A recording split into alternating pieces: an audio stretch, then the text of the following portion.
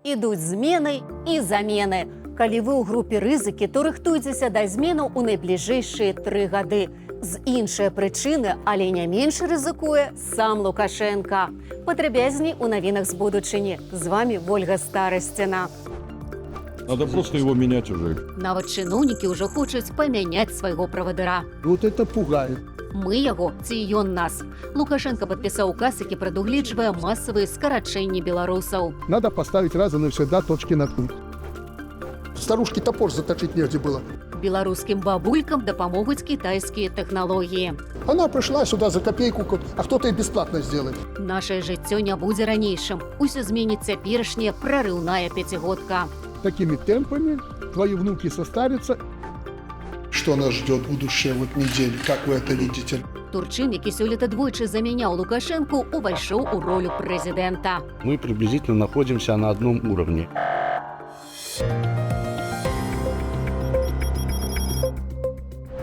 Лукашенко не давярае нікому, але ёсць 2 асобы, якія даглядаюць краіну ў ягоную адсутнасць. Перадусім, калі ён у камандзіроўках. Гэта сын Віця, які кантралюе ўсе сілавыя ведомствы. І не сваяк, а цёзка Александр. Ой, девоньки, такого мужчину видела. Калі з Лукашенкам што здарыцца, дык і слова ў песні не давядзецца мяняць. Александр, Александр, Александр. Александр Турчин, прэм'ер-міністр Беларусі. Менавіта ён кіруе краінаю ў адсутнасць Лукашэнкі. І ён заменяе правадыра на важных імпрэзах. Як бы дэманструючы, паглядзіце, незамянімых у нас няма. Я магу замяніць вашага першага. Дозвольте зачитать зворот президента Республики Беларусь. Турчин замяніў правадыра, калі той занямог пасля палёту ў Расію і калі надоўга злёг пасля Индонезии. Александр Григорьевич поручил передать всем гражданам страны с Днем независимости Республики Беларусь. Спасибо.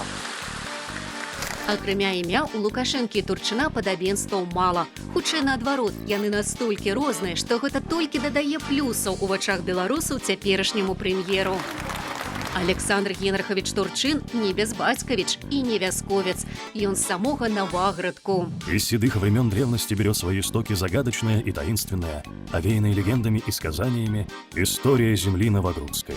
Прославляли и прославляют свою малую родину сыновья земли Новогрудской.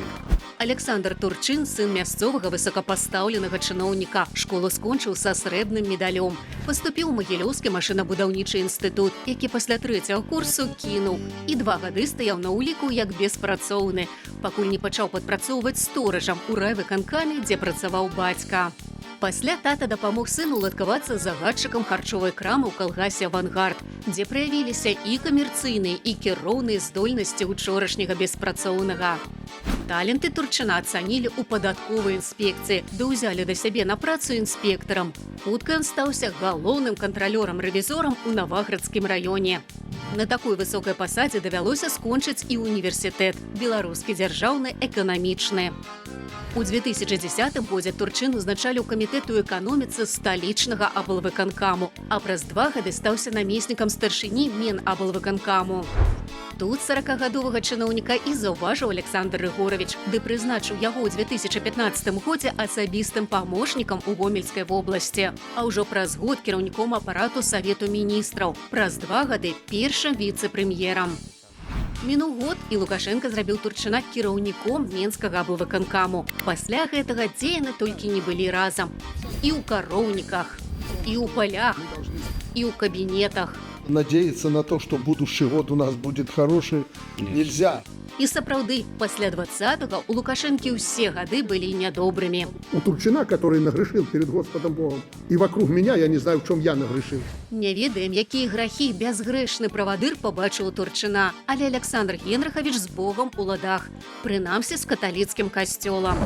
Пасля пажару ў Буцлаўскім касцёле менавіта Турчин паказаў добры прыклад супрацы дзяржавы і грамадства ў аднаўленні нацыянальнай каштоўнасці. Теперь вопрос стоит восстановления храма. Турчыну ўдзячныя беларускія габрэі.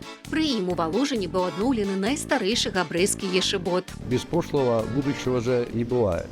Александр Генрихович умее сябраваць з багатымі людзьмі краіны, у тым ліку Тапузідысам, які валодае гарадзенскай тытунёвай фабрыкаю. умее размаўляць і з простымі людзьмі. Скажи, нормально. Домой пригласить? Да? Летась Лукашенко прызначыў Александра Турчына прэм'ер-міністрам Беларусі. Под язык? И что, под язык кладешь, голова кружится. Да, просто. Иногда хочется напиться, чтобы голова кружилась. Ці не ў такі момант Александр Рыгорович хоча напіцца, калі Александра Генрыхавіча ў Маскве сустракаюць не горш, а можа і лепш, чым самога Лукашэнку. Як вы думаеце, чаму менавіта Турчын усё часцей замяняе Лукашэнку? Супадзенне ці сігнал? І хто вам больш імпануе, Александр Генрыхавіч або Рыгорович? Ці абое рабое? Пішыце ў каментарах пад відэа на YouTube-канале Белсат Лайф. Ды не забывайцеся паставіць нам лайк.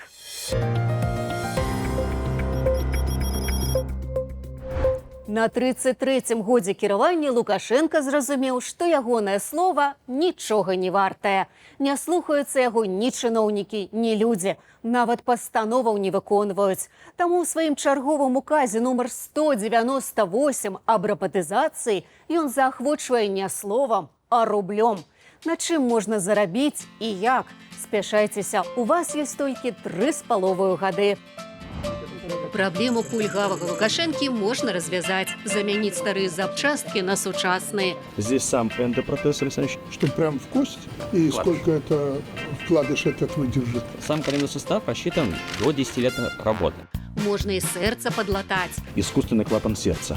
Ды і шмат чаго яшчэ можна. Лукашенко хацеў бы не толькі свае органы замяніць на лепшыя сучасныя, але і беларусаў, на паслухмяных і працавітых.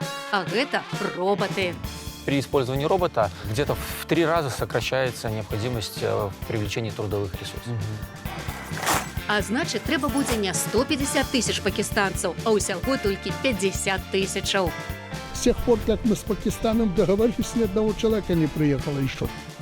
У ідэале, вядома, каб заводы працавалі ўвогуле без удзелу чалавека. Лукашенко падпісаў прарыўны указ аб стымуляванні рабатызацыі.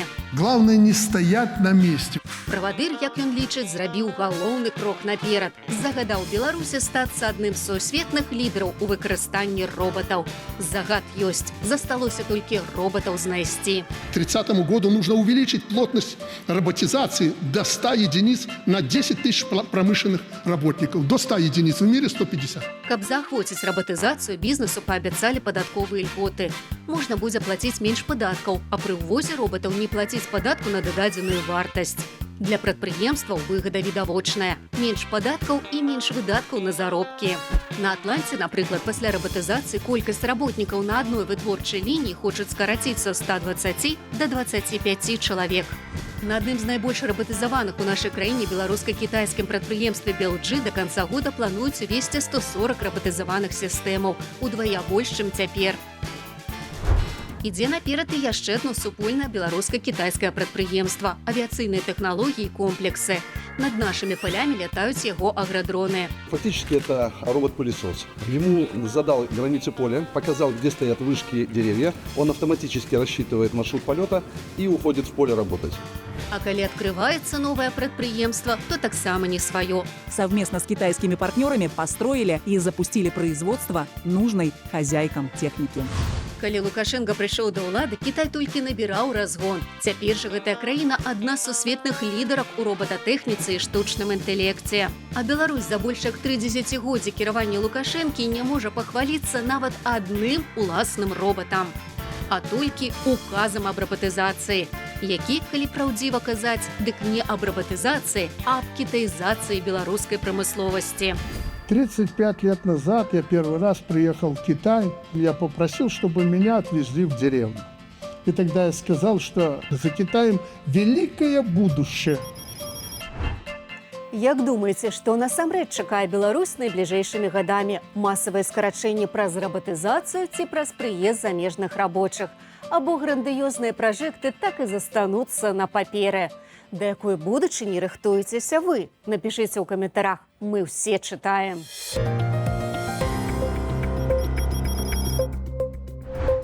Роботы становяцца ўсё разумнейшыя, але чым больш навукоўцы іх удасканальваюць, тым часцей разумеюць. Усё геніяльнае ўжо даўно прыдумала прырода. Лепшага канструктара чалавецтва пакуль не знайшло. Менавіта таму самыя прасунутыя тэхналогіі капіююць прыроду. Але паўтарыць надзвычай складана. Звычайна рабатызаванай руцэ не хапае гнуткасці. Італьянскія даследнікі стварылі мяккае рабатызаванае шчупальца, якое можа згінацца, скручвацца і абхопліваць прадметы рознай формы. А прысоскі дазваляюць ёй трымаць рэчы нават пад вадою. У адрозненне ад цвёрдых прамысловых маніпулятараў, гэтая рука можа працаваць у вузкіх, складаных і далікатных месцах. Тэарэтычна мы маглі б падумаць пра тое, каб аб'яднаць падобныя здольнасці ў чалавекападобным робаце, каб палепшыць яго здольнасці захопу вільготных і слізкіх прадметаў. У кожны прысосак убудаваныя мініяцюрныя оптаэлектронныя чуйнікі. Яны вызначаюць, калі робат дакрануўся да прадмета, з якога боку адбыўся кантакт і з якой сілою ён націскае. То бок робат не проста хапае прадмет, а фактычна адчувае яго. Такім чынам, будучыня робататэхнікі – гэта не толькі чалавек з металу. Дзіцячыя пляцоўкі звычайна адкрываюць для дзяцей, але ў Даніі адкрылі пляцоўку для выхавання бацькоў. Ох, як бы нам у Беларусі гэта прыдалося! У Капенгагене пастанавілі часова адабраць галоўную цацку дарослых – смартфон.